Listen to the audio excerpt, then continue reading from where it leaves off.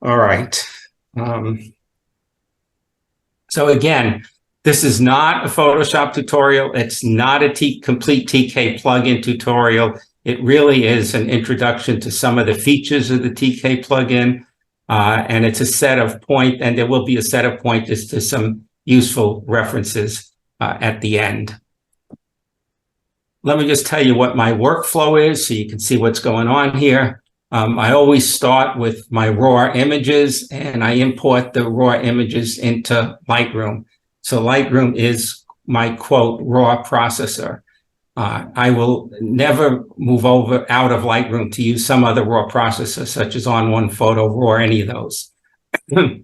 Again, Lightroom, I will primarily do global adjustments. There are occasions when I do some local adjustments. Lightroom keeps getting better by introducing masks and other things. The one thing Lightroom does not have to this point is layers, and that's critical for doing the kinds of processing that I do. And I'll illustrate that for those that are unfamiliar with it. So again, I do my initial basic adjustments in Lightroom. I do my white and black points, white balance, exposure, etc. And I do some, on occasion, limited local adjustments. And then I move into Photoshop. So I'm going to use this image on the left as a starting point, which is my the out of camera raw image. I'm going to use this version quite a bit. I'm going to show you, I will do some minor Lightroom adjustments. You're going to see that I always start with a linear profile. I'll illustrate that, do some tweaks, straightening, and so forth. Listen, if you have questions, I don't mind if you interrupt me, turn on your microphone, and if I'm going to get to something, I'll let you know. And if the answer is requiring too much information, we could go offline. But I'll try to answer things as we go along. So let's start with this first. So this is my outer camera raw image. I'm going to go to the develop module, one. So let me go back to Lightroom and the develop module and get one-on-one. Okay, so here's Lightroom. I will generally go in, instead of using any one of these profiles, I will use this linear profile. If you don't know what a linear profile is, it basically creates a flat image as you would get out of your camera before any of the processing that results in a JPEG image that gets displayed on the back of your camera. Once I do that. So even though it's raw, you're doing this flattening? This is a raw image, Daryl. Yeah, I know, but you're still doing a flattening on it? Yeah, so I'm not using any of these other profiles. I have these linear profiles. We could talk about how I got those, but they basically are a flat representation of the image. It's nothing's being processed to make it look like it would on the back of your camera. Once I do that, I usually start with auto. I will then adjust get a black point. I use the option key to minimize the amount of black on there. On the white, I pick a white point, so that's black. I will also tend to do some straightening in here. So I'm not going to necessarily be perfect, but you get the idea. And I also will get rid of, to the extent that they're really bothering me, certain unnecessary objects. Like there's a little person over here, and I'm going to just get rid of that using the brush. That's kind of mean to do that to the poor person there. I'm sorry, Mike? That was kind of mean to do that. I'm just kidding. Yeah. Mean? No, I'm just kidding. Okay. All right. Okay, so then once I'm through with this, I will open it up in Photoshop. Oh, before I do that, actually, let me just remind you, and again, I don't know how many of you are familiar with Lightroom and others, so please bear with me. If you know this stuff, I'm sorry. But Lightroom has this nice masking capability that lets you do some neat things. And the reason I want to introduce it here, because masking will play a very big role in using the TK plugin. So for example, I can pick a subject, and here's the boat. And if I pick that subject, I can then adjust the exposure just of that subject. I could do other things with that subject too. I can, and up here, let's see if I can make this bigger. Okay, up here, when you pick the subject, it creates a mask. Everything that's white is being impacted by the changes that you make in the Lightroom panel, the adjustment panel. Anything that's black is not impacted. You can select the sky. Whoops, let's go back here. Let's generate another mask, and I'll select the sky. There's the sky. And again, I can now adjust just the sky images. Okay, great. Okay. All right, so this is now the image that I processed initially in Lightroom and opened it up into Photoshop. Okay, now may I ask you something? Sure. It seems, I mean, just based on what I do, I mean, you didn't do a whole lot in Lightroom. I mean, usually what I do is if I use Lightroom first, I'll process it and get it to where I want it, and then I'll only go to Photoshop when I can't do it in Lightroom. But right. But typically, you didn't do a whole lot in Lightroom. Yeah, so I generally, now remember, it's for the purpose of this demonstration. So what I'm doing here may not be exactly what I would be doing if I'm processing it. But I tend to do some things in Lightroom, but because I find with the TK panel that things are so powerful that I will move into Photoshop earlier than I used to. Although I have to say that I sometimes only process images in Lightroom. I never go to Photoshop. It depends. But remember, Mike, this is an illustration. Okay? Now, the TK plugin works only in Photoshop, not only in Photoshop. Now, and so let me get this big again. This is the TK. There's two parts of this TK plugin. There's this, well, there are many parts, but this part, which is called the TK combo panel, and there's this part, which is called the TK multi-mask panel. And those are the two that I'm going to be using primarily in this presentation. Okay, so I'm now here in Photoshop. Now, I hope you understand. Let me see about this picture here. Okay. This is the same image, but I created over here on the right-hand side 3 layers with 3 different masks on it. Again, I don't know everybody's background. The first one here, I'm using, let me make this big. I'm using a brightness and contrast adjustment layer. There's a white mask, which means that anything I do to this adjustment control will affect the entire image. So here's the controls for the adjustment layer, and look at the image. Whoops, why isn't it working? Oh, I'm down here. So look at the image, bright, dark, the entire image. Okay, if I go to the second panel where I just have a part of the layer, a part of the mask is white, the rest is black. When I adjust this, I have to go to the right layer. When I adjust this, only that part of the image is adjusted. This third layer, I have a gradient on here. And when I adjust this brightness, it's going to impact one side of the image more than the other side, depending upon how light and bright, how light and dark that mask is.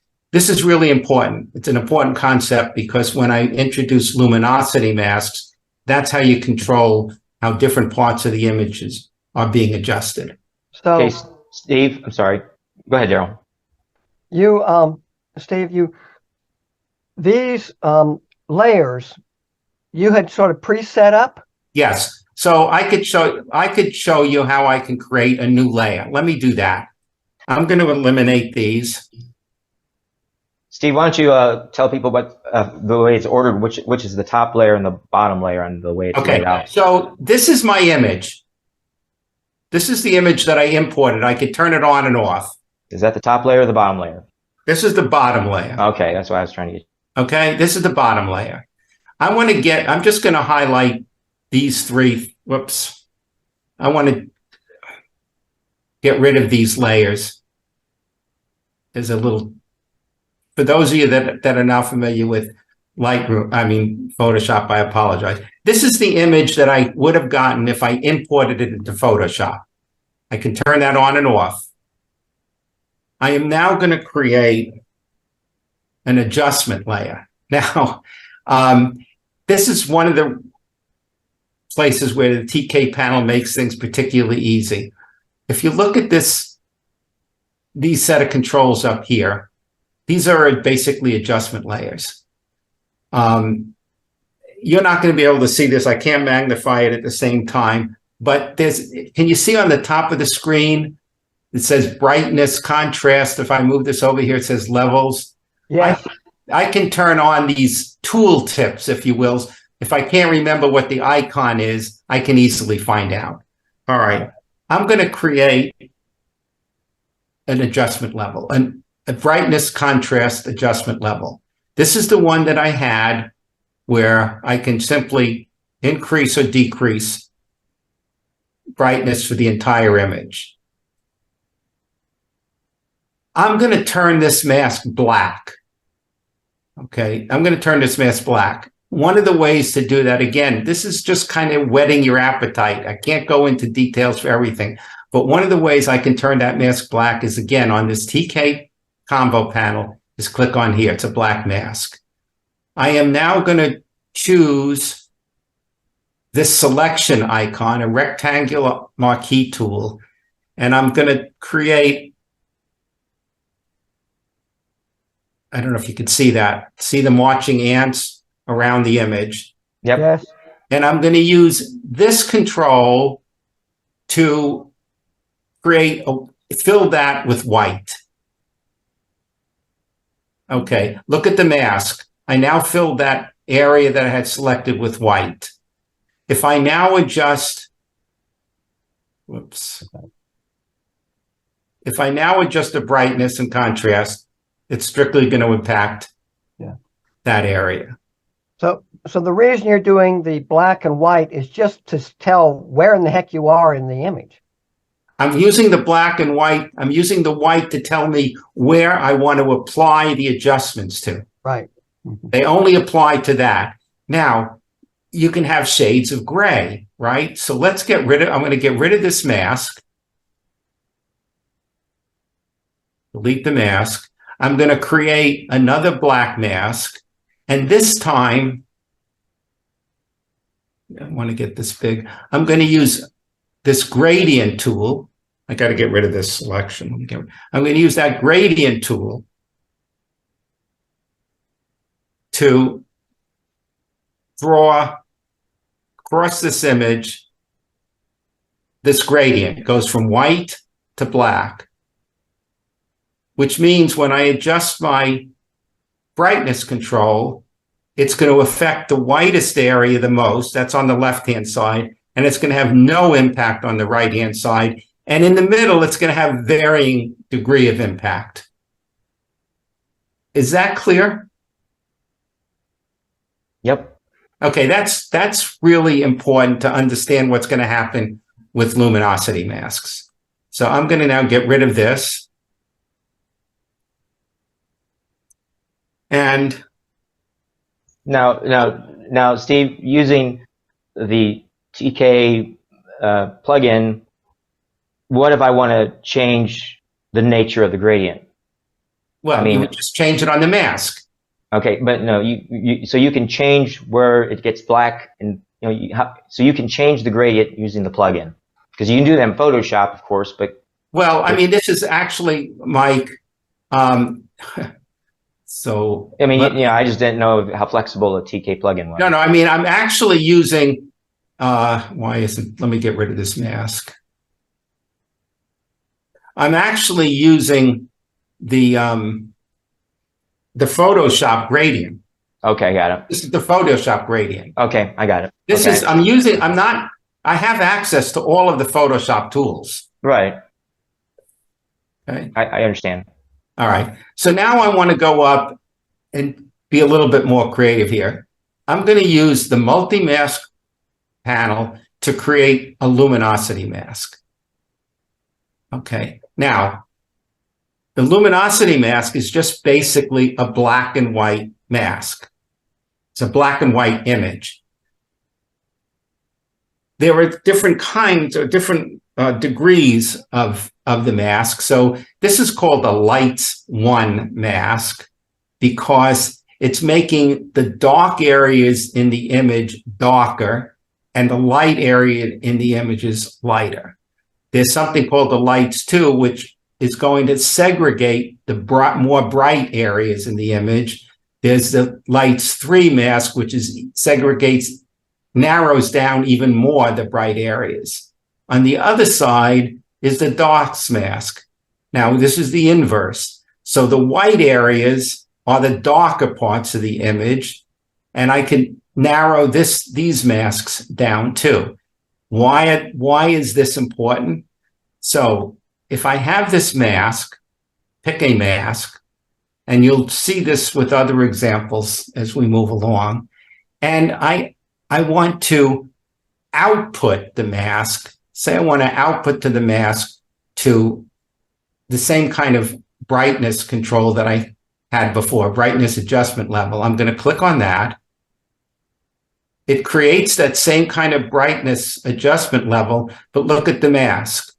What this will now allow me to do is I'm going to brighten just the darkest areas, and it's leaving the other parts of the image alone. If I created, let me get rid of this thing, and let me create, say, a lights 3 mask. Well, let me go back. Let me do a lights 1 mask. And again, I output it to a brightness control level, and I adjust it. It's leaving the dark areas alone, but it's adjusting the lighter areas. This becomes important again because of the way I want to process the image. So basically what you're saying is this particular plugin allows you to, in a more easier and more rapid way, select out areas based on light, not darkness or brightness, by merely much faster than, say, the old-fashioned way where you have to use a brush of some sort or some selectivity to pick out those areas manually. So it does save time and hassle. It's more selective and fast. That's right. Okay. And Mike, also remember, and I could show you the mask, it has smooth transitions. It's feathered in a really nice way. Right. So you don't get artificial artifacts of lines and odd-looking artifacts because of your manipulation. You're manually doing it, or I understand. Okay. Okay, but we can go even further. You can use a color mask. So I'm going to select this icon. I get an eyedropper, and I'm going to select this orange in the sky. I'm going to actually make it a little bit brighter. Okay, click OK. Now look at the mask I get. It's basically just picking up the orange colors in the sky. If I output this to a hue saturation adjustment layer, click on this. And now, if I increase my saturation, look what it's doing to the oranges. And it's feathering it nicely. It's not affecting the rest of the image at all. It's just affecting the oranges. So when you have sunrise and sunset pictures, for example, you can use this to enhance that part of the sky.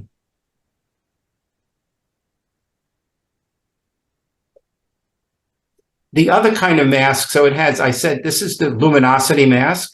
This is the color mask. There's also something called the zone mask, which is this icon. And it has an eyedropper, and I'm going to pick kind of the darker areas of the clouds. And I click OK.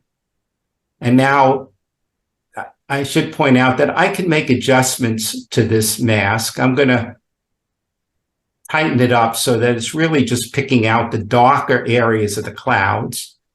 And now if I output this, again, to make it simple, a brightness contrast layer, when I do this, I can just decrease the darkest area of the clouds, leaving the rest of the clouds alone. So I can get some really dramatic effects in the clouds by using, for example, this zone mask. And just to pitch in, without this plugin, at least there's different ways to do it, but sometimes you just have to take a brush or some sort and just pick the brightest parts of the clouds and change those. But this just makes it much easier, much faster in one fell swoop. Right. More accurate and more feathering when you want it. So, yeah. Okay.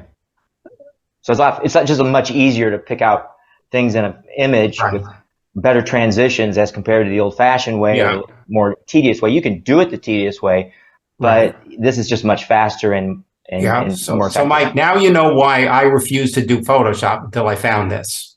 So well, I told you were going to go to Photoshop again. So I should point out, I want to point out two other things because I'll be using it.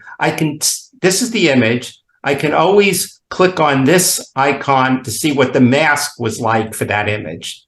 So this is the image with the mask applied. This was the mask associated with that image. The other thing I could do is I could hide the mask entirely, and that's what the image would have looked like if I strictly applied the lightness, the brightness and contrast adjustment without the mask. Okay. So now what do I want to do now? Hit the zones. Okay.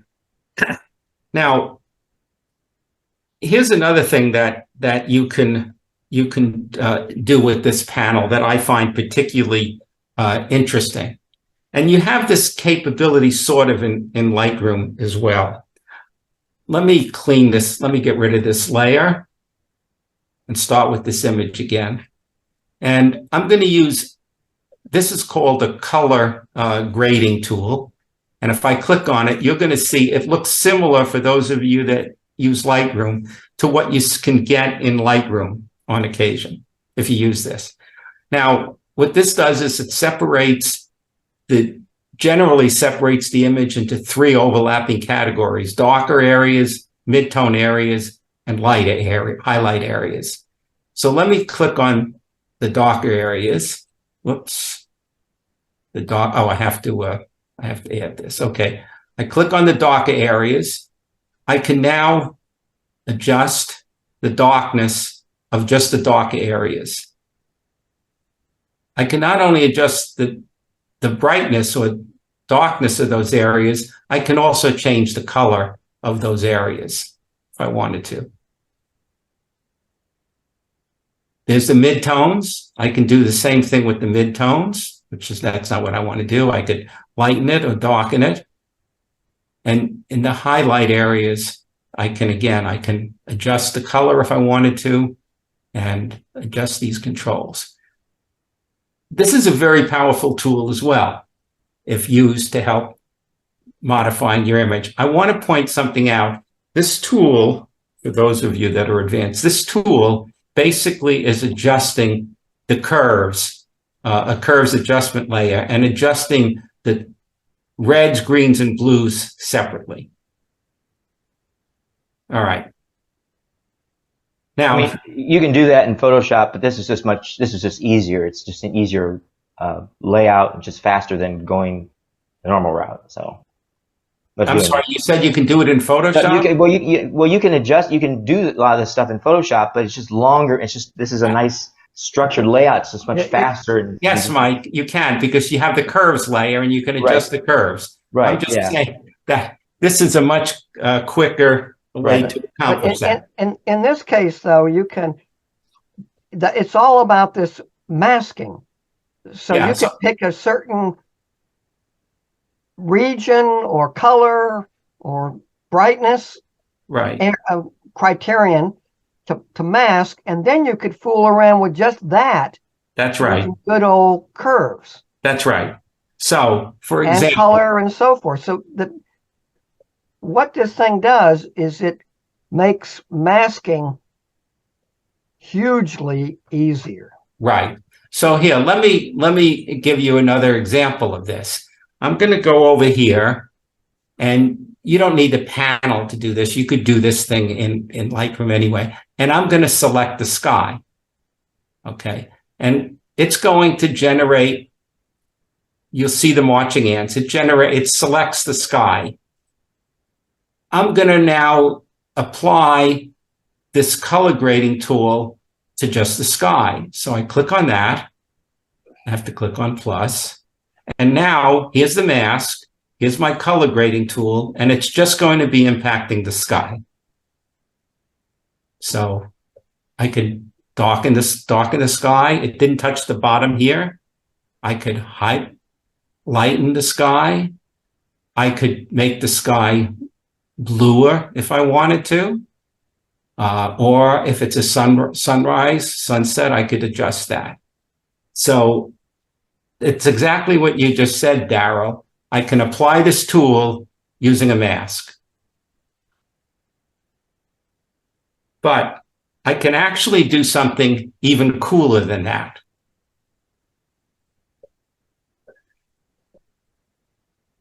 So I want to get rid of this. Okay. I'm going to select the sky again.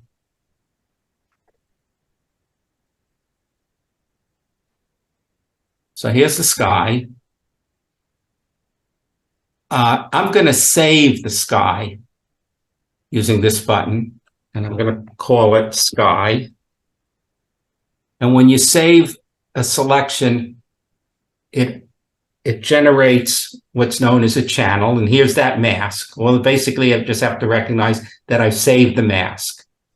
I'm now going to invert that selection, which then is the rest of the image, and I'm going to save that as the foreground.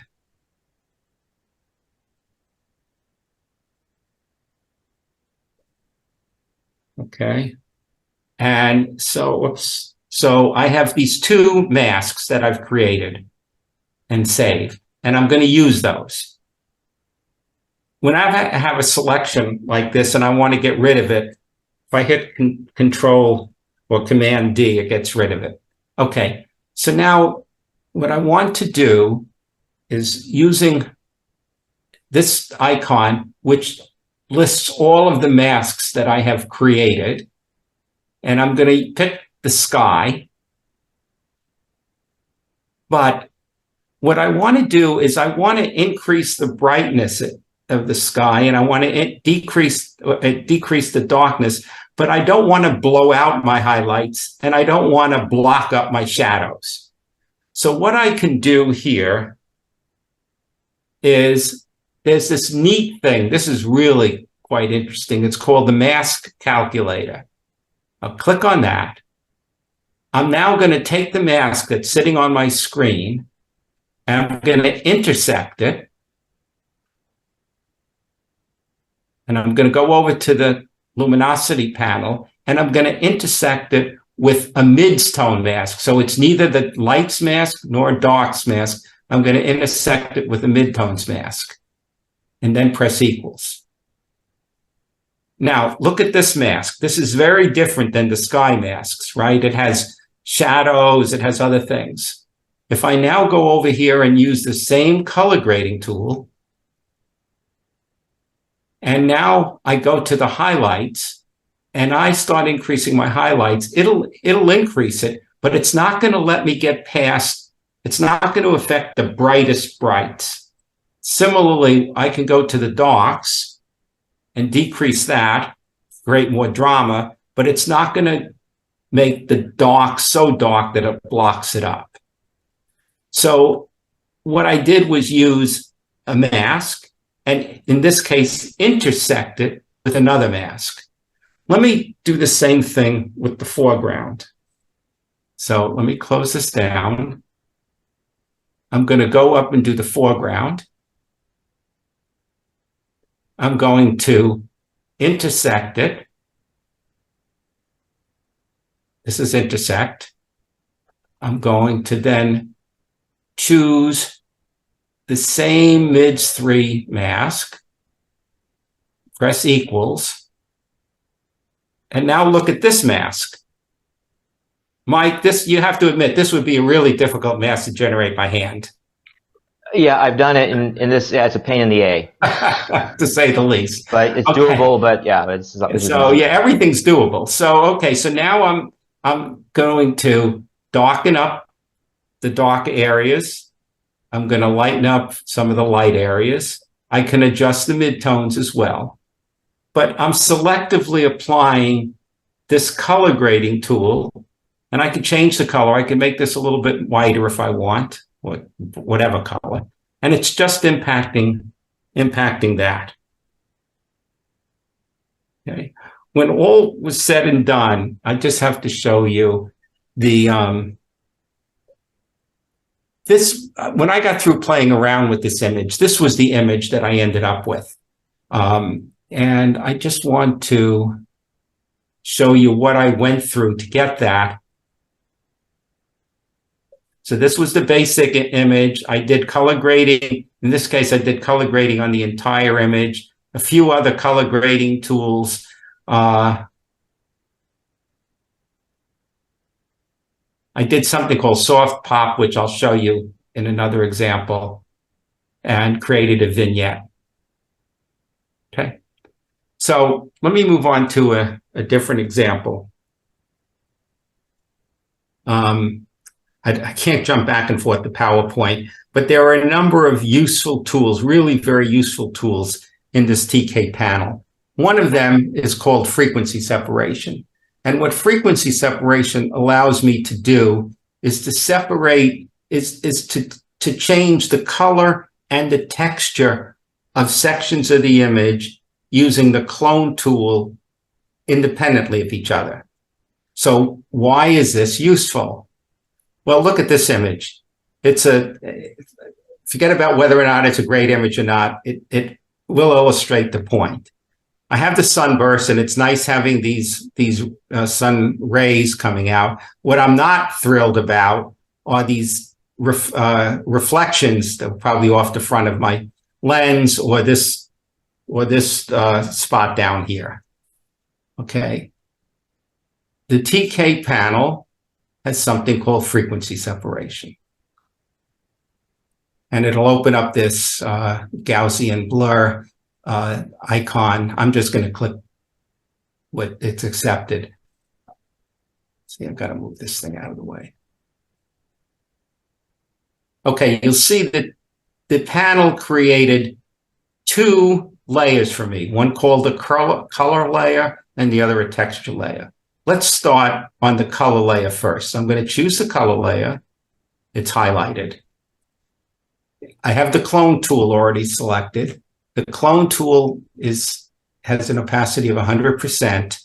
And I want to clone out this color. I don't want to change the texture. I just want to get rid of this color. Okay, so with the clone tool, I don't know if you'll be able to see this.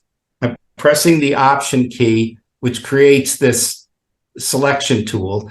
And I'm going to select this color gray.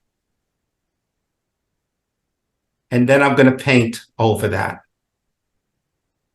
And I could select a different color if it wanted to be darker and paint over it again. Now, I'm not changing the texture. I'm only changing the color. And I could, I'm doing it fast here, but I think you get the idea. The same thing can happen up here. This color is way off, and here there's no texture at all. So again, I'm working on the color layer. I'm going to make this brush a little bit bigger. I'm going to select somewhere in this green area, and I'm going to color this area. Now, I can tell you the advantage of this is that this is a great way to avoid the problem of when you're using the clone tool, which is an annoying tool for me. I mean, just it's been around, clone tool was original with the first Photoshop, but what the advantage of it is that it avoids that repetition of patterns that you see in some images that aren't well done, and so you clone that. You're also going to clone the color in the pattern, and this avoids that pattern that so you don't get that repetition that is always a problem, right? So unless you're careful, right? You select from different areas, right? Yeah. Okay. Now, so I got rid of the color there. Now let's add texture. So I'm going to pick the texture. The same thing. I'm going to select this, and I'm going to put some texture in here. Then I'm going to come back, by the way, once I get the texture in. Whoops, that's not what I meant to do. Once I get the texture in, then I can go back and adjust the color.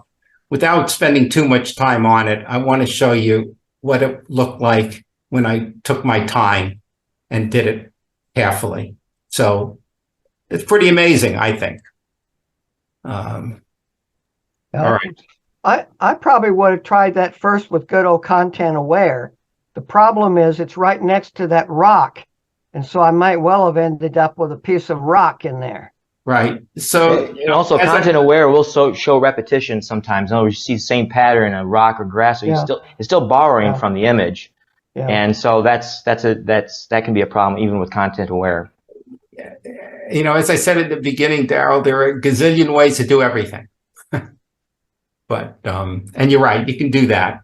Now this would really be useful. One of the great challenges of doing a sunburst or a close-up, you get also those artifacts actually in the bright part of the sun, right around the edges, not so much in the foreground, but in the actual sunburst, or they're right in the rays, and those are really hard to get rid of in Photoshop. So I'm wondering how effective. I would think this would be a much better technique to getting rid of those. You can get rid of the rays. Yeah, those are real, not the rays. I'm talking about the little artifacts that are going to be inside the rays. Yeah. Oh, yes. I've done that, Mike. Yeah, those are very hard to get rid of in Photoshop the old-fashioned way. I'm telling you, it's one of the most difficult things to do. Okay. Yeah. Okay. So the next thing I want to show you is something called paint color. Now, some of you may recognize this image. I don't know if this was taken when we did that trip with the club to the Cochrane Mills. Is that it? But or I went back once afterwards. But anyway, you know the waterfall. Some of you anyway. So I want to work on this image some, and I want to show you what I'm going to do. I need to start out by doing some initial processing. So there's this spot up here. I'm getting rid of that using, I've already done this, frequency separation. So I got rid of that spot. I'm doing some hue and color saturation controls just to tame the image somewhat. Okay. So I've already done that. Now, what I want to do is there's these light colors on these rocks which are attracting my eye, if you will, and I'd like to change the color of these rocks or these areas so they better match the other more warmer colors around it. Okay, so that's what I'm going to do. So what I'm going to do is I'm going to go up here and use this color range selection. I'm going to then come over and click on the areas that I want to modify. So let's say this bright area here. And I'm going to, and then I'm going to output this. Where am I going to output it to? Okay, so I click that. Now I'm going to adjust the brightness, this is really dark here, and I need to make it lighter. And I could do that by adjusting these controls. Again, I don't have time to go into all the details of how you can adjust these, but you can. You can also adjust the range of colors that's being selected by pulling these things back and forth. But I'm going to leave it the way it is. I can also use this curves adjustment layer to further help isolate the areas of the rocks that I want to adjust, which are basically these areas. And then I'm going to output this to this paint color layer, which is this icon. Click on that. Now I'm going to use my eyedropper to pick the color that I want to paint in those areas. So I'm just going to pick this, for example. Click OK. And now I'm getting a paintbrush, and the color is selected here. And there's a selection, so it's going to only allow me to impact the areas that I've highlighted. And I can simply now go over here and make these areas darker and paint it in. Again, it's a mask. You can't see the mask because it's really a selection. And here's the paint. This is where I'm painting, but it's only showing up in the areas that was selected. So it's a pretty good way to tweak colors in certain areas. All right, I want to next show.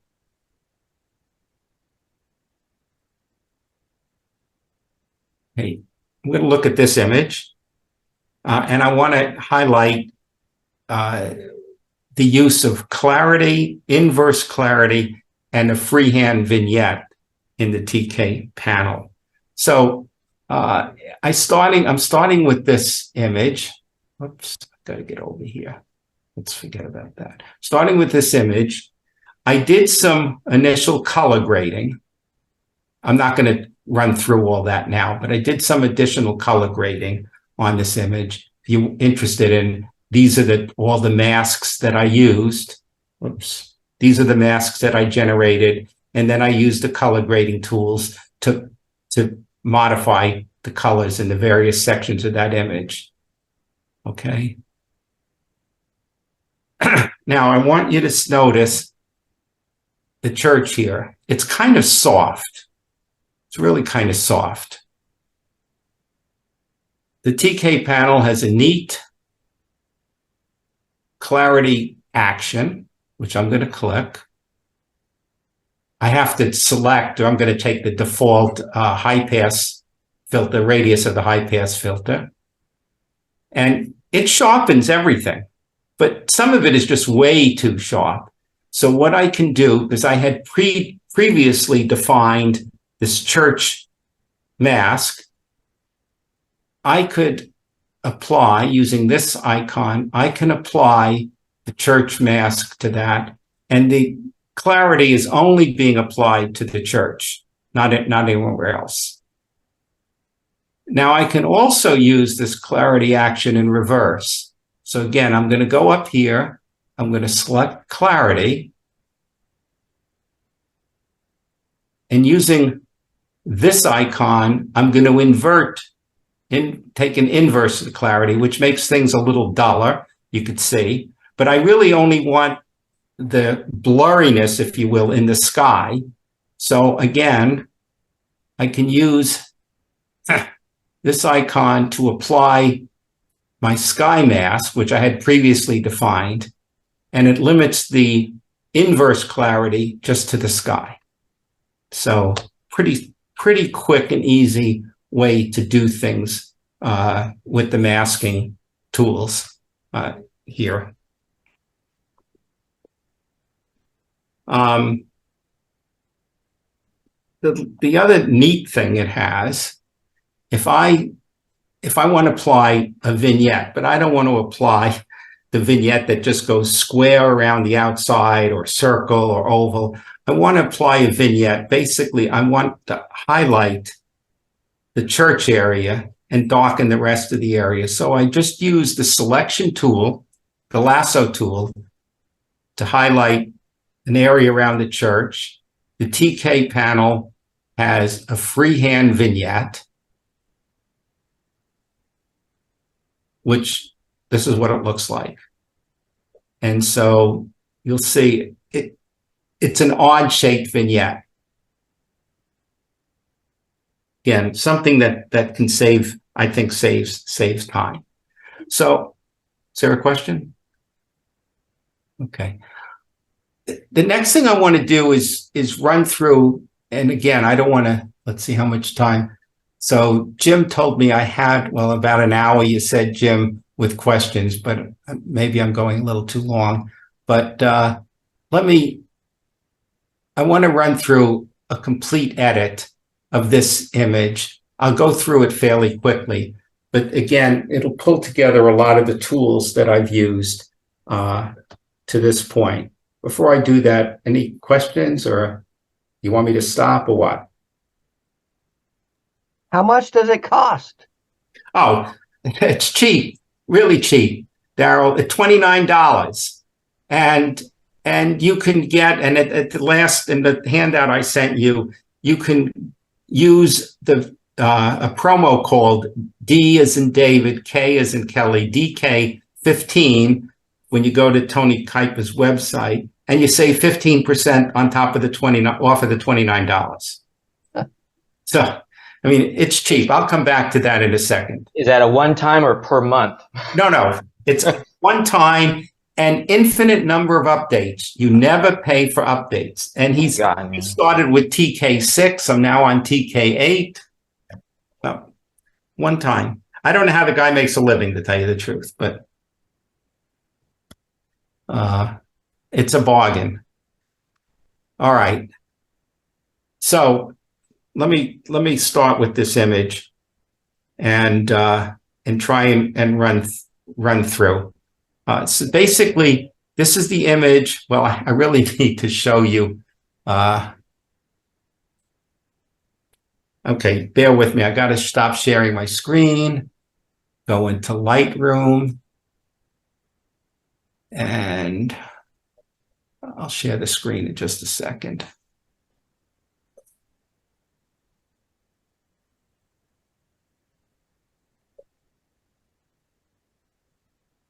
Okay, I'm going to share my screen.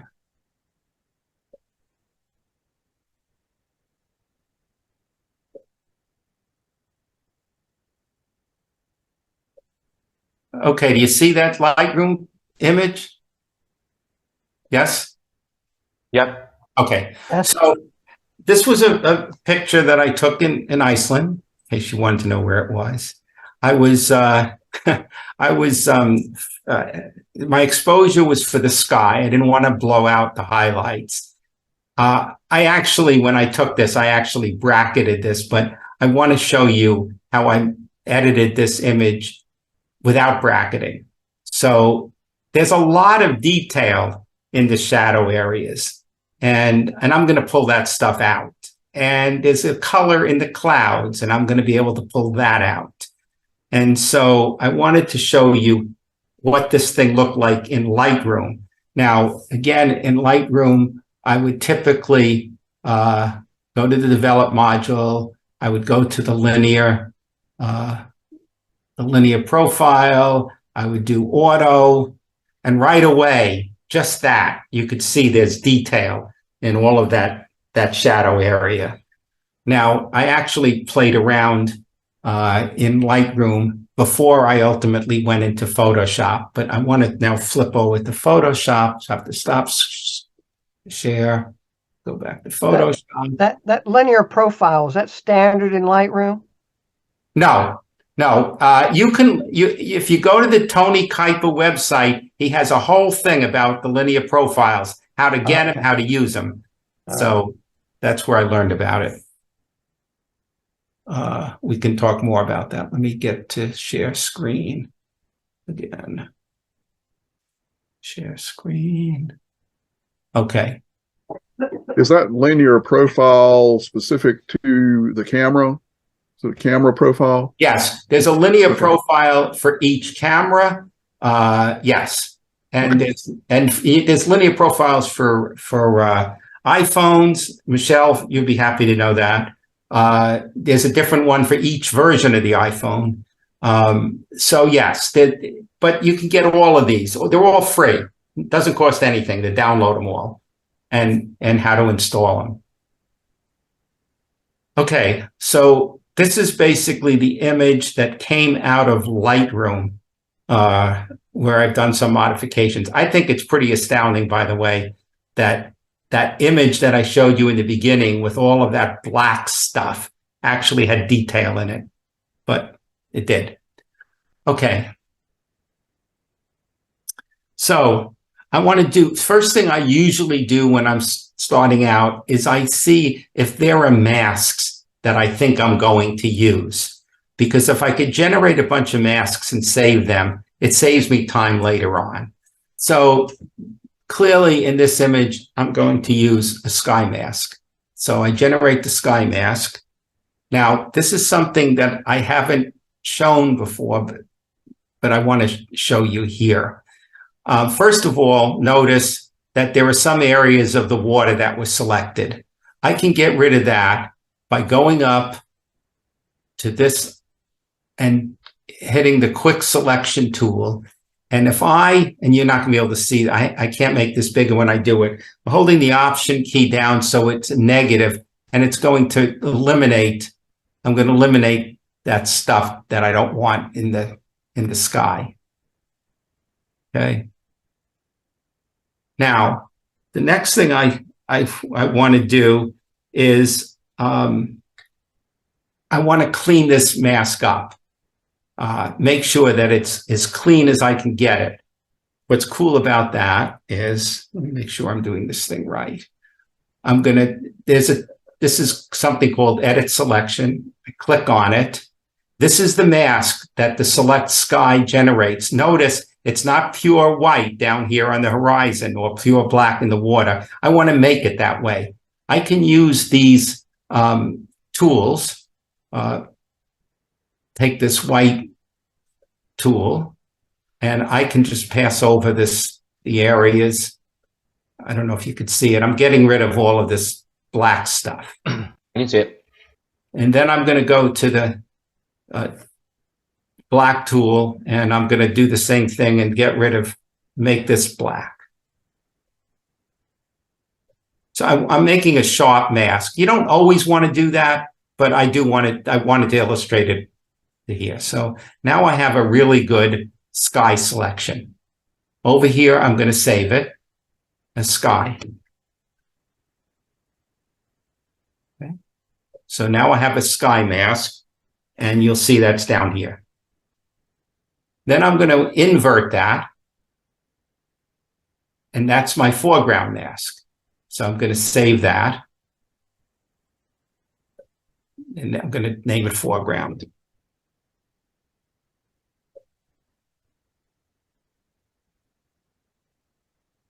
If I could spell, it'd be great. Okay, so now I have two masks so far. The other mask I want, and this is a little trickier, but I want to show you it anyway, is I want to select the water because I want to do something different with the water. And I don't know how many of you that use Photoshop know this, but one of the things that it added, if I'm going to go over here and use the selection tool. Whoops, where's my selection? And I'm going to use object selection. And over here, over here for, where am I doing? Okay, on the select subject, there's a little drop-down menu, and it says device, quicker results, and cloud detailed results. The device selection approach just uses the capability of your computer to try and make good selections. If you select cloud, it really using a much more sophisticated AI technology that's in the cloud, not on your computer, and will do a much, much better job of making selections. So It's really new too. So excuse me? that's really new too. That's they just added that. Okay, so I'm now going to, I'm going to try and select this water, and it's going to take me multiple steps to do it. So again, I'm using the object selection tool, I'm using the lasso, and I'm using it in the cloud, and I'm just going to go around as best as I can and select this water. I don't want this rock in here, but I'll get rid of the other things later. Okay, so that's my initial selection of that. Again, these rocks are here. I don't want those. So I'm going to use the inverse of the selection tool, and I'm going to eliminate these rocks from the selection. Whoops, that didn't do such a great. Well, first of all, I didn't get all the water. So let me get more of the water in here. I thought I did. I need to get the rest of this water in here. Okay, now I have a bunch of water. I don't have this rock. I don't have this little rock. I have this rock, which I don't want. So again, I'm going to just invert the selection for that rock. You'll see it does a really, really nice job. These tools are really quite amazing. I want to get this little bit of water that's in here selected. Okay, so I don't want this in here.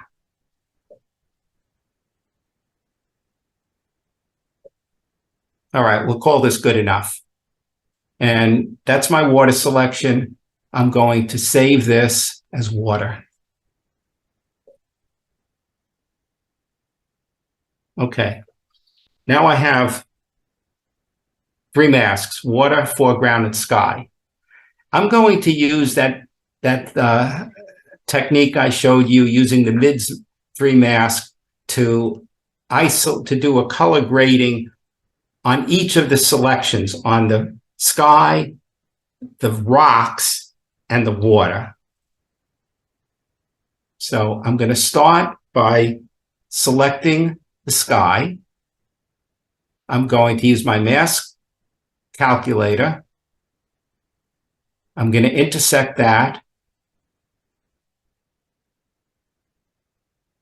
Whoops, I got to get rid of it. Intersect that with the mid-tone 3 mask.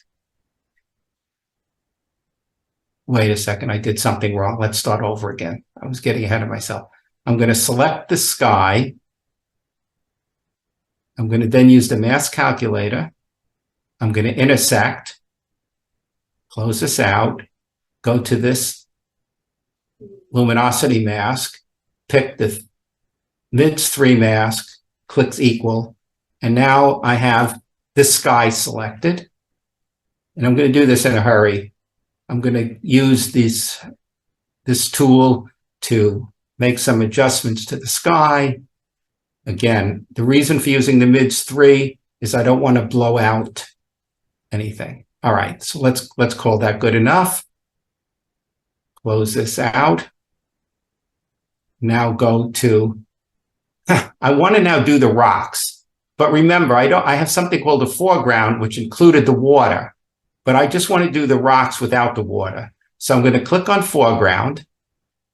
I'm going to click on the mask calculator. I'm going to subtract. And I'm going to subtract the water. And when I do equals, I now have a selection of just the rocks. I will then use the mask calculator again. I will intersect that revised mask with a MIDS 3 mask equals. And now I have just the rocks. And I'm going to, again, quickly, before everybody falls asleep, make some adjustments here for the rocks. Okay. Finally, I want to do the water.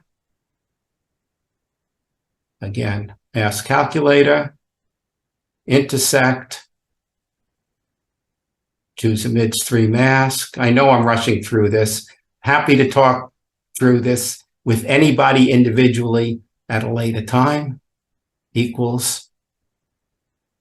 Now I have the water. Again, I'm going to just make some quick adjustments here just so you get the idea. Okay. All right. So now I've taken care of these the color grading in these three major areas. Now, I can sometimes I want to just, again, this is for illustration purposes. I want to just darken the midtones. And I could darken the midtones in the following way. I could choose a midtones. In this case, I'm going to choose a midtones 1 mask. I'm going to output this to a curves layer, but I'm not going to make any adjustments on the curves layer. I'm simply going to use the curves layer and use a multiply blend mode, which will darken the image. Okay, and I can adjust how much I want to darken it, the opacity. I'm just darkening the midtones. And all I did was, again, use this curves layer, not because I'm adjusting the curves, I'm simply using it as a blend mode. Okay, now I want to, what do I want to do? I took some notes. I want to make sure I should. Oh, the other thing I could do, by the way, with this blend mode is I can use, and I do this quite a lot, I can use a strong contrast preset so that it just adds additional contrast to that image or to that section. Now let's talk about I want to brighten up and add more saturation to these grassy areas. To do that, I'm going to use a color selection tool. I'm going to pick the grass, click OK. You'll see it's not really bright enough to make much of an impact. So I'm going to use this curves or this levels adjustment layer. And look up in this section up here as I adjust. As I adjust that, I can make that really bright, highlighted. I will then output it to a hue and saturation control. Why is it taking so long? Okay, so a hue and saturation adjustment layer applied to this mask, and I can create the saturation. Look up in this area here. I'm increasing the saturation. I can adjust, actually, I want to do some of the brightness. I don't really want to adjust the brightness too much, but I'm just impacting the grass area. I could do things like this for other colors. The other thing I could do with the TK panel, it has something called paint contrast, which is a neat little tool. Just click OK. And I select a dark brush. I'm going to increase the contrast in the shadow areas. And I could just do this in freehand.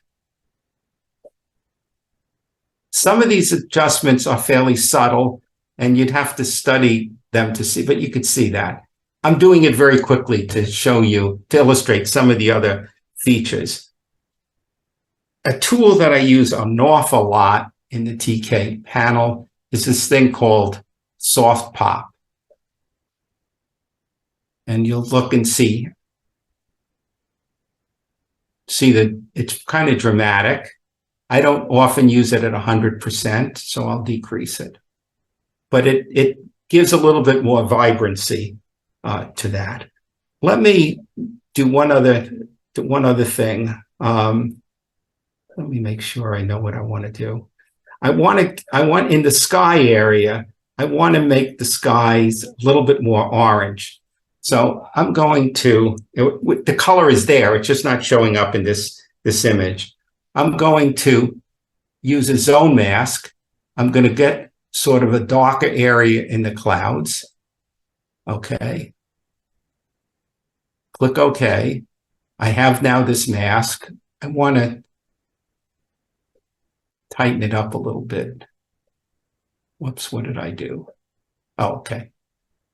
And now I'm going to output this thing to a hue saturation adjustment level. And I'm going to increase the saturation. Not too much, but you'll see it picks up the yellows that were actually there when I saw the image. So I'm going to stop here. Here's all sorts of information. You asked me about where you can get the panel. That you get it from Tony Kuiper's website.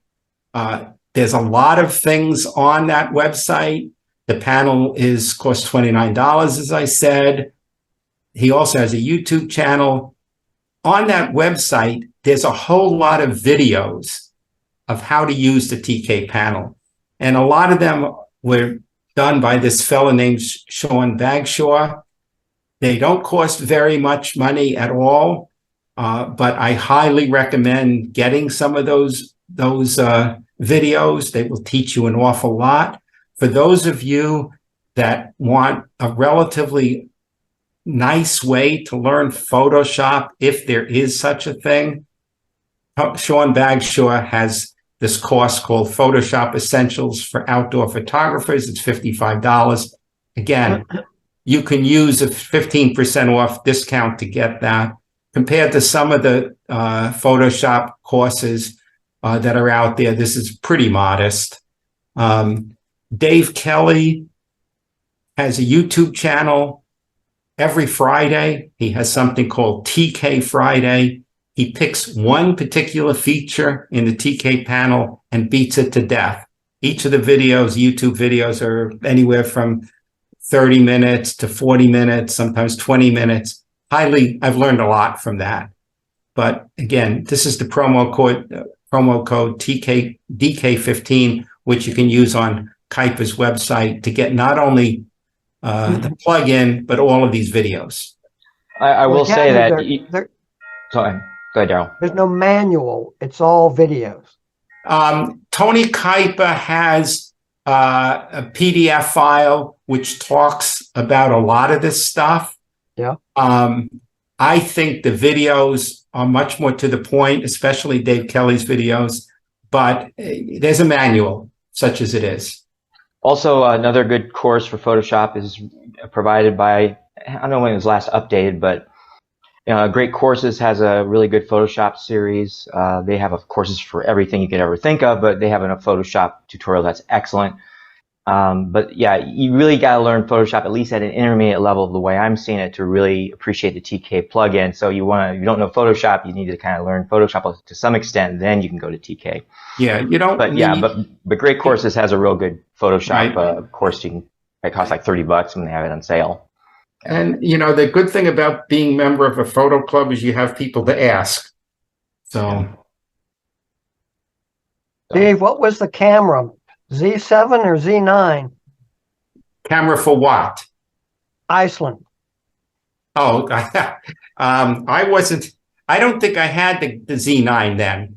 And I'll tell you something, Daryl, even if I did, I wouldn't lug that around Iceland. I mean, we did some real hiking. And the reason I ask is that you see the complexity of Photoshop. You see the added complexity of this. And Tom Hogan, who has this terrific website devoted to Nikon, he's just released version 3 of his Z9 manual, his book. Right. It's over 1,200 pages long. Yeah. But in all fairness, it's very big type. But it is big. I think that, there's a minimal amount of stuff you have to learn, I think, in Photoshop that's worthwhile. And then, like anything else, if you practice, you get good at it. You ever use the Nick plugins? Yes, I do. And in fact, I access the Nick plugin from Photoshop. I create a smart layer. I didn't want to go into that. A smart object rather. And then I use the Nick tool, the Color Effects Pro, I guess, or the silver effect sometimes. Right. I do it as a smart object because then I can always go back and make changes later. And where do you do that in the sequence? It's usually near the end. So after TK? Yeah, I mean, somewhere near the end because I want to get a special effect. Although, Daryl, I actually will use the Color Effects Pro, and then I would layer a mask on top of it from the TK panel so that I'm only using the effects in certain areas. So one doesn't preclude the other. Yeah.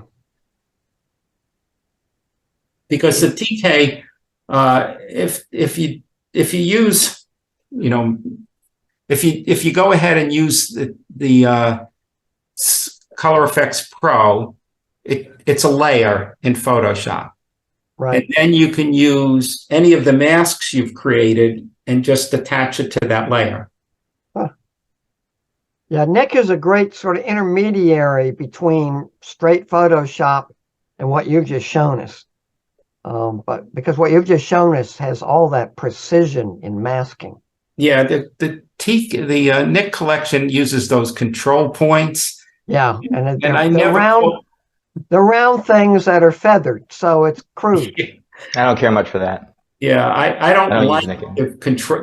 I like some of the effects. I just don't like to apply it using their masking technology. Yeah, I don't like it either.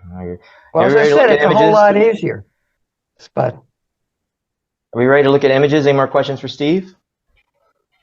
We got only 8 entries to critique or photographs to look at and suggested. So are you ready? Is everyone ready for that? All right. Yeah, nice job, Steve, by the way. Yes. Okay. Saying thank you. Yeah. Thank you. And again, I'm happy to answer any questions or work with anybody offline. Yeah. And what you said to everybody, what went to everybody today is the PowerPoint, right? Yes. Okay. All righty. Anyway, this is the first image we were going to take a look at, and it's submitted by Mr. Daryl Neal, Running Reddish. So, feedback for Daryl. Anybody? Well, so let me say something first. You know, our last competition was movement. And I looked at this one, and I should have chosen it, in my opinion. None of the others I chose got any ribbon. I'm in kind of a ribbon desert at the moment. And but this was shot at Sanibel Island before Hurricane Ian came through a few years ago with a telephoto. And the way these birds forage is they put their wings out and run like that and scare the fish. Then the fish moving are identified and they get them. So the strong points to me are that it's pretty well in focus, even the eye. I think it gives a clear impression of moving from left to right. And I liked all those horizontal lines that I think fit with the movement. Beyond that, I'm all ears. I don't know, I'll have to make it a little bit more of a panorama. I cropped the top and the bottom some, but that's one suggestion, the cropping. Yeah, good idea. A little bit too much at the top and maybe a little bit too much at the bottom. Yeah. But mostly the top. Just make it a little bit more panoramic looking, and so like he's going somewhere, you know what I mean? So that comes to mind. Any other thoughts, suggestions? So Daryl, the motion is visible to me in the water where the feet are. True. And the horizontal lines distract me from that motion. And I wonder if there's a way perhaps to mute some of the sharpness of the horizontal lines, but leave the clarity in the water there where it's moving. It's either that or once one can go back to Sanibel right now of their pre-hurricane 2,800 rooms for people to stay, they have 153. They had 12 feet of water go across the entire island. Mhm.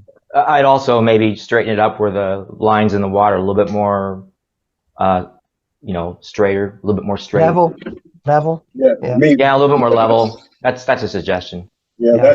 that's kind of what I thought too.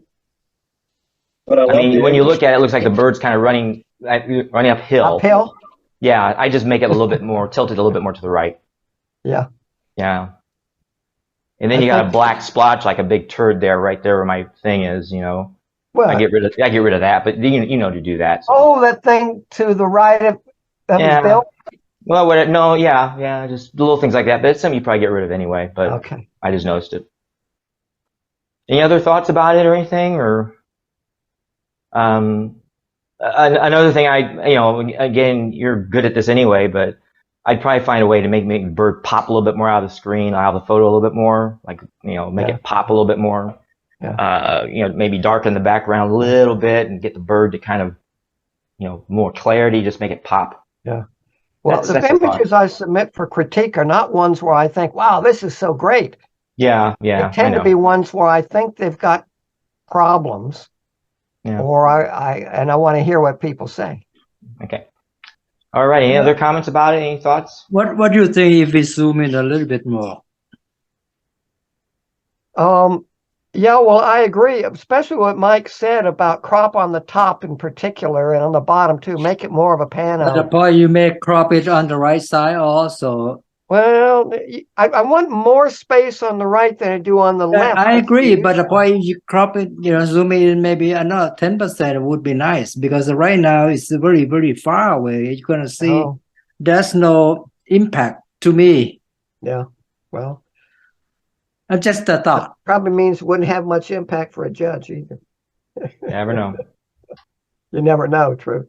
Another Daryl Neal one. Welcome to Oz. All right, so this is a photo I have put in. It never got anywhere in a competition.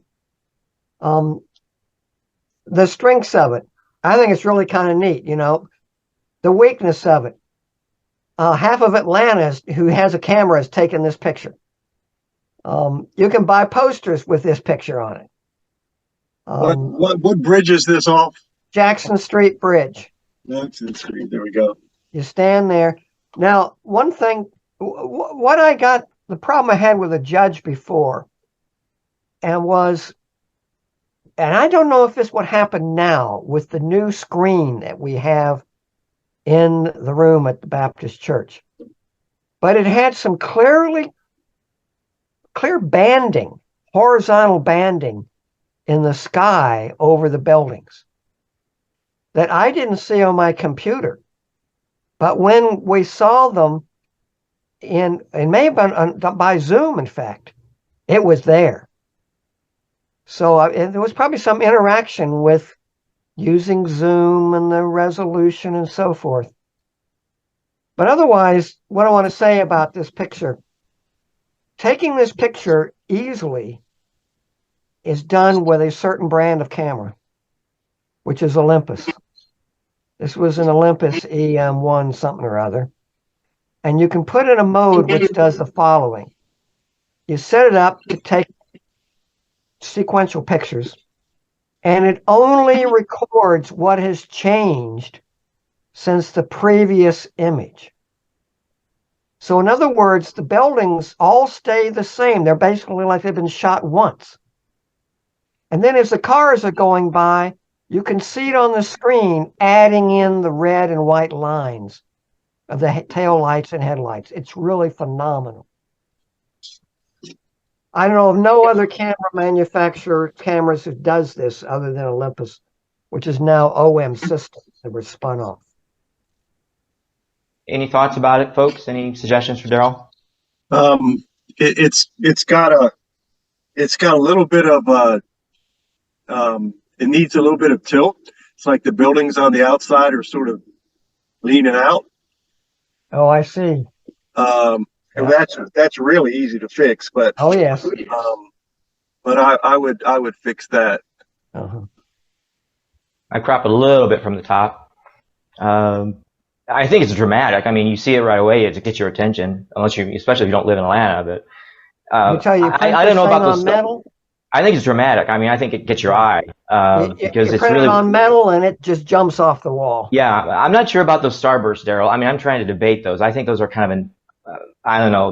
I don't know. They're kind of annoying to me, but I consider trying to find a way to get rid of those. Well, everybody knows how you get starbursts, which is that you step down your aperture. Well, yeah, but I don't think they help with this image. Incidentally, I have a lens But- that goes on. I think they Yeah. make them for different cameras, but it's on the Z Yeah. mount for Nikon, which I- does starbursts. Yeah, You I can don't have care it- much for the starburst in the You photograph. can have an f at 2.8 and get a starburst with that lens. Yeah. Anyway, anyone thoughts about the starburst? Anyone? That's part of Oz. It's the starburst. Yeah, but I've never been a super huge fan of Starburst, but it doesn't work in this. Too many of them. Like you've got a supporter here. But you know, it's all. It depends what you. Some people say it's real cool. Some people say it's kind of annoying. Depends on the person. Yeah. But all right, next one. Bubble Girl by Mr. Ken Anderson. Ken, that's different for you. That's so cute. It is. I don't usually take much of people. Anyways, Is it a relative? no. I don't know who this is. Some little girl in Spain. In Spain, Actually. on your trek. Yes. I love the think color it's great. tones. Good exposure. I just love the Yeah. soft colors. Yeah. I do only one thing. I clone out or content aware out that green thing on the left. Yeah. that's what I was going to say too. Yeah. That's terrific. Otherwise, really. It seems like around the sleeve there might be a little. Which sleeve? I don't. I mean, maybe her sleeve. Is there? The right or the left? Whatever you call it, like her right sleeve. The one that's Is out. there yeah. I don't know what Good. is it clean that the line there, or Yeah, I think so. I guess Yeah, I think it's pretty clean. Yeah, it's Yeah, separated from the background. Ken, I think it's a fabulous shot. I love the colors. I love her smile. It's authentic. Yeah. The bubbles, the background's your challenge, man. You can just deal that background all those lines and that blob on the left, and man, you got a really beautiful shot. You can just work that background to. yeah. Otherwise, good eye and good catch, because I just love the photograph. Otherwise, What was this? Are you saying- Was this one of a series, or was this a single shot? Because the timing's just amazing on it. beautiful. You got the No, face just right in the right spot, the right expression, and the whole bit. Now, if You're you not don't looking at get- the camera. Oh, You don't get No, sued by I took- Disney if you ever sell this thing. No, yeah, well, that might be a problem with Disney. it's the background. Get that No, background. this is I took about 15 shots of her, and there was another little girl, and some guy was doing the bubbles. So this is the one that worked out the best. Yeah, you know what I would do? I mean, I don't know. Yeah, it's your choice. If you can just get the whole background, and you have to Photoshop it, it's up to you. It's a personal choice. But if you can at least get the background to look like the concrete, and that's all you're seeing is that concrete without the lines and that green thing on the left and the dirt on the left, and just focus on her and make the background just like that concrete, or it's plain. That's what you're looking for. Something that's bland, and then boy, otherwise, I think she's worth working on it. It's a good shot. Mike? No, I will point out that you could probably use frequency separation to get rid of those lines in the contract. Really? And other things, yeah. But you got a shot there. I'd work on it, Ken. Okay. Wonderful. Yeah, that's really On good. the right side of the image, on the concrete, are those bubbles on the concrete? Yes. Looks Yeah, like you wanna suns, Okay, yeah. okay, yeah. Yeah, I those really are a like bit that. I like the Oh, you like that? I like them. I think it it adds an element from both the background, the foreground, and the middle ground. Yeah, that is it. Those are things I tend to like. Yeah. Makes it authentic. All right. Mike, what Next. if you just took out the vertical lines? They're the ones that kind of hit you. Stuff on the left. But that's a subjective choice, I think. You know. Okay. Anyway, next one. Another Ken Anderson entry. Great. Bird curve. Yeah, I don't know if this is worth okay. bothering with or not. These are bird butts. They are.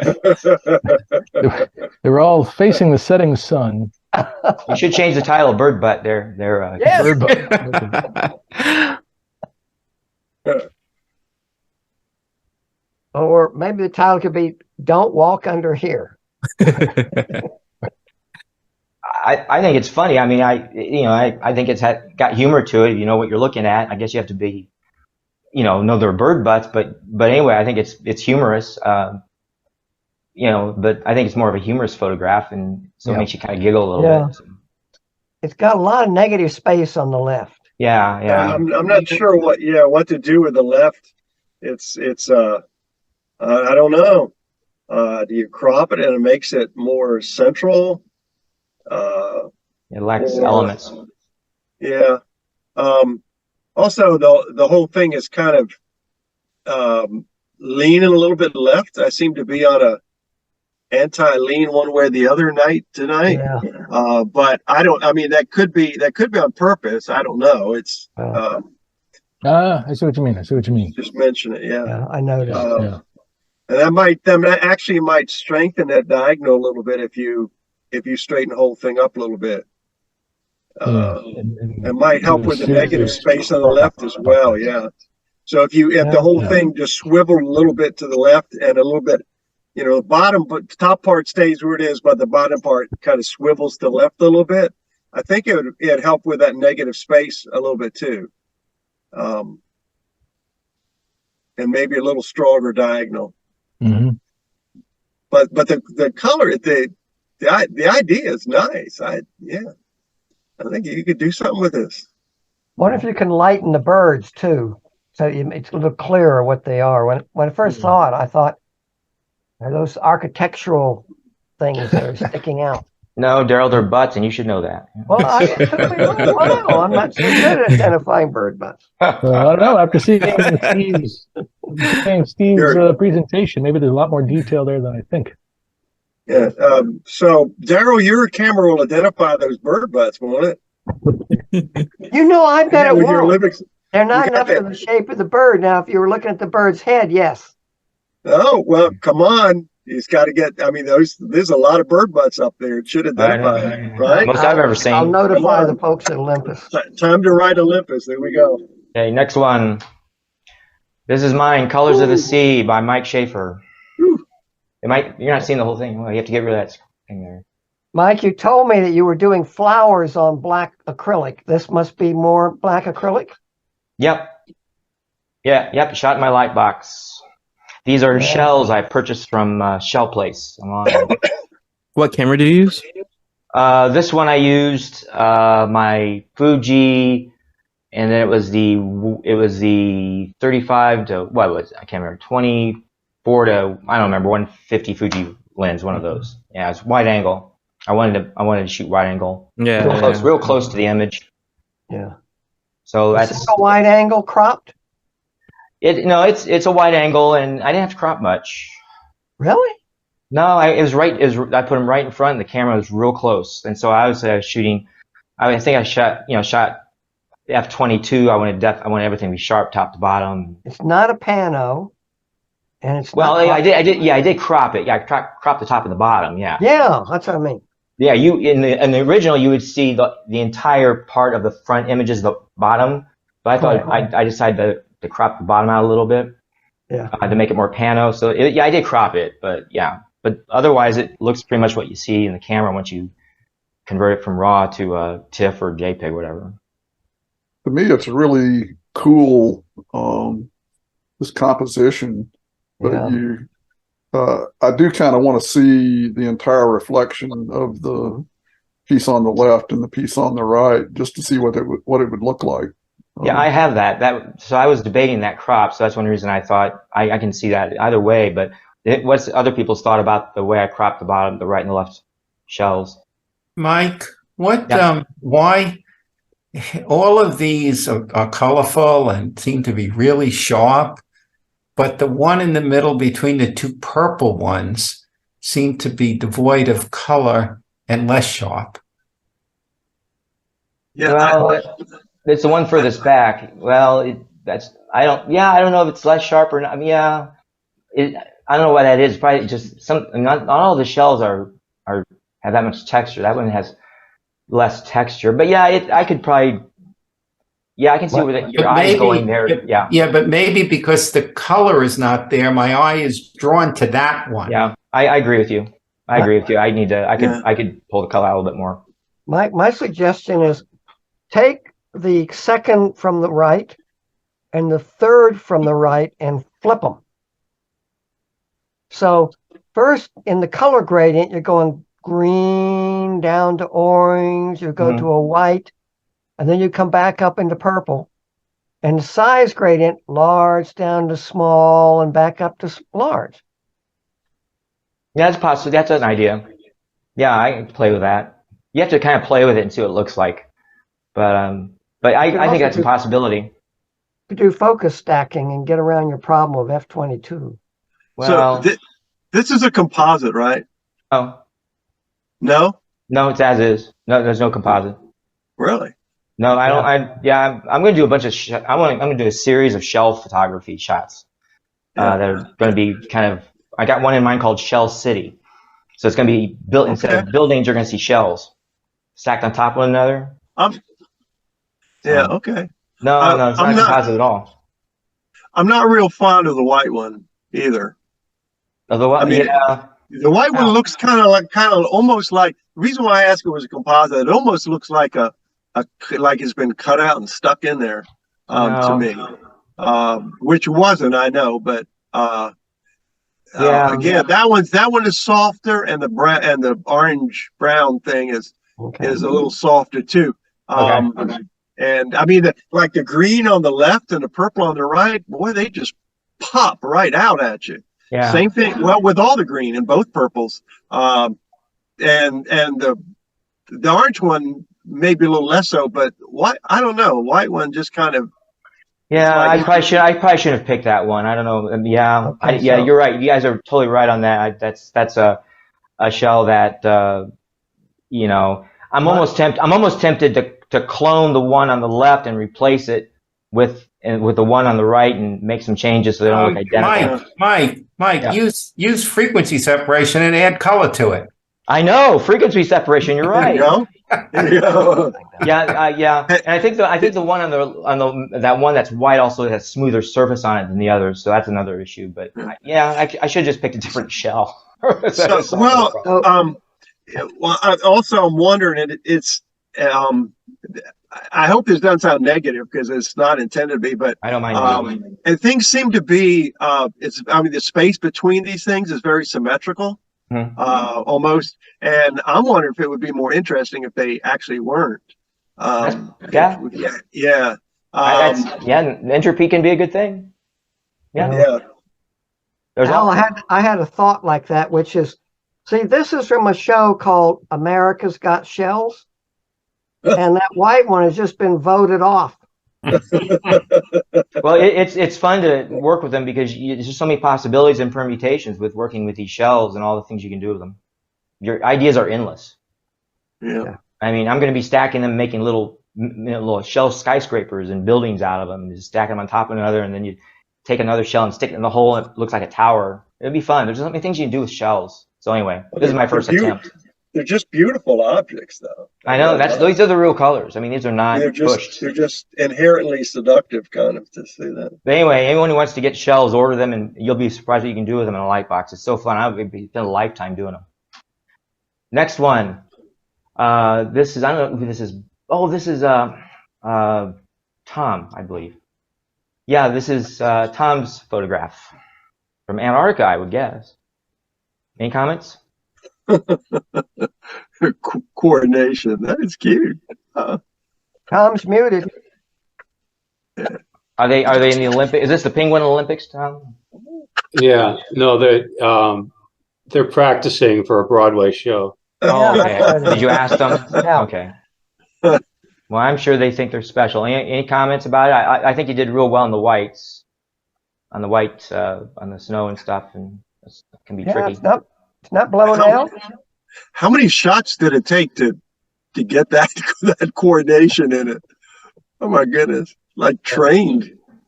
Yeah, those things just kind of happen all around you when you're down there. They do. They do. Does it? Okay.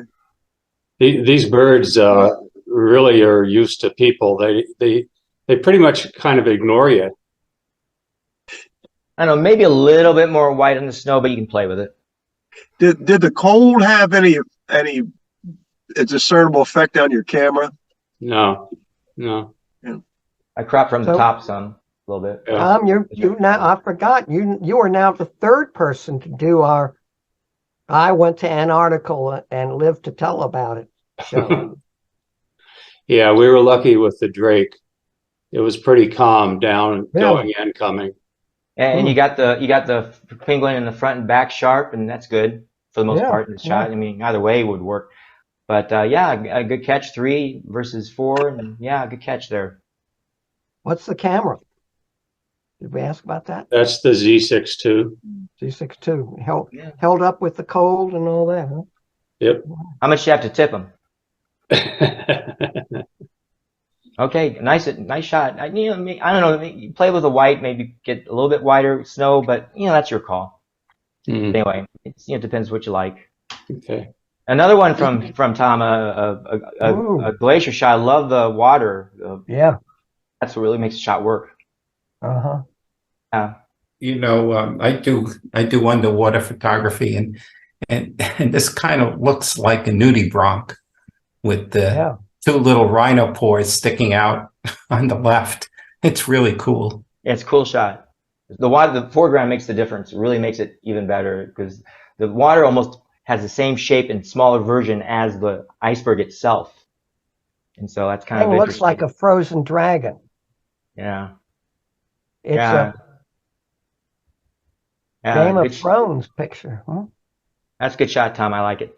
Thank The you. only thing there's just like right smack dab in the center, 2 little black dots. Dots. Yeah. I mean, it's smack Yeah, dab in in the the very center, center. which I pulled my hadn't eye even to it, noticed. and I think that could, if you wanted, could easily be. Are they on the water? No. They're right, the first middle, right in the smack dead in the center of the image on that curve in the iceberg, the one just They're- above Oh, I the see what you're They're talking tiny. about. They're tiny. Yeah, 2 little tiny dots, Oh, I see. probably penguins or something like that. Anyways. Yeah, I just play with the crop a little bit, see what you like. Maybe a those little things out. closer in or whatever. It's like up to that you. picture. But yeah, Hmm. it's hard to crop these things sometimes. Get the right ones you want. Okay, nice shot. Love it. I would be so happy to have taken this. God, that's gorgeous. Yeah, I'm glad I'm not in the water. Gorgeous. Yeah, Yeah. really. Okay, next one. An oldie but goodie from me. Tango Turista by me. This is taken Olé. film. Film. Was it Argentina? Yep, in film, and yeah, it's in Buenos Aires. So, any comments? So might the guy's knee on the right so close to the edge I thought about that. Yeah, actually, before I bothers me a little bit, given you have all of the space on the left of the dancers. Yeah, I agree. I thought about that before I did it. I said I had to deal with it later. But yeah, good point, Steve. Easy Photoshop fix. You can just drag it out and have it fill in. Well, content aware will fix it. I think they're placed just right. I mean, the head is like if you divvied up the photo into did that, it would be the dancers are not quite as sharp as the guy with the accordion, but I assume they were moving a little bit. Yeah, they're moving a little bit. I don't think that was a problem. Again, this is from film from 2002 or something. So that's part of it. But yeah, you always want them sharper because the standards for sharpness have gone up. But yeah, they're a little softer than I like. But I'd like to think they're sharp enough. They are. It's a moment. Sometimes I think we get too involved with the technical part of it first, and I agree with you, yeah. Miss the idea of you captured the moment. It's just absolutely right there. That's Mike, what I was thinking. Mike, Yeah. what I hear sometimes Judge say is if there's writing in a picture, you look at the writing. And I wonder, does the writing behind on the wall there add anything, or can you remove it? I thought about that, and I left it because it was there to begin with, and it kind of to me it's all subjective. It's kind of like the bubble thing. What Tian said. It's kind of like it adds a little bit of roughness to it. Doesn't make everything's not clean and perfect all the time, but it could go either way. I can get rid of it, but the writing kind of makes it more street feeling, I guess. But again, that's subjective. One problem with adding on the right is that if you pull in on the left, you would lose that nice curve. Yeah, I want to keep the curve. I wouldn't do that, actually. And the curve really gives a placement for the couple. I made a point to keep the curve. Not absolutely dead in the center. Yeah. Yeah, and actually a little bit more curve, more curve might be nice, but you're right. I totally agree with you guys. I'm going to definitely crop it a little more to the right, more room to the knee, and the writing, that's subjective. I could chew on that one. Why the face on the accordion player? I mean, is he thinking he's bored? When That's what makes it funny. He's bored to death. Tango like that? I mean, he's bored to death. He wants to go home, go to bed. He's just bored. That's why it makes it funny. To me, they're so tacky. I like the art on the wall over him. Yeah. No, I don't think it's distracting. I think it fits in. I think this will probably enter in when we have the theme called humor. So anyway,